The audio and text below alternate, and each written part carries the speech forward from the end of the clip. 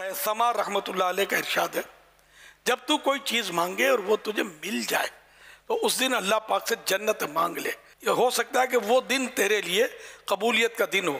بعضوں کا ایسا ہوتا ہے، آج کچھ اور مانگ لیتا تو یوں، یہ عام لینگویج، جیسے آپ کو یار آپ کو یاد کرا تھا آ گئے، اور یہی کھانے کا دل تو تھا بس، یار یہ مل گیا، تو یہ جو جملہ کہتے ہیں یار آج کچھ اور مانگ لیتے تو ان کو یہ جملہ مل گیا ہے، یہ کچھ اور مانگنا نہیں، اب یہ بولو نہیں، فوراً پورا جنت مانگ لو اللہ سے، کیا پتا آج واقعی قبولیت کا دن ہے۔ سبحان اللہ، یا اللہ ہمیں بے حساب جنت میں آمین داخلہ نصیب فرما دے۔ آمین آمین۔ حضرت سیدنا لقمان حکیم رحمۃ اللہ علیہ اپنے فرزند سے فرماتے، بیٹے سے، اے بیٹے وقتاً فوقتاً رب اغفر لی یا اللہم اغفر لی، یہ کہہ لیا کرو، یعنی اے اللہ میری مغفرت فرما، کہ ہو سکتا ہے وہ قبولیت کی گھڑی ہو۔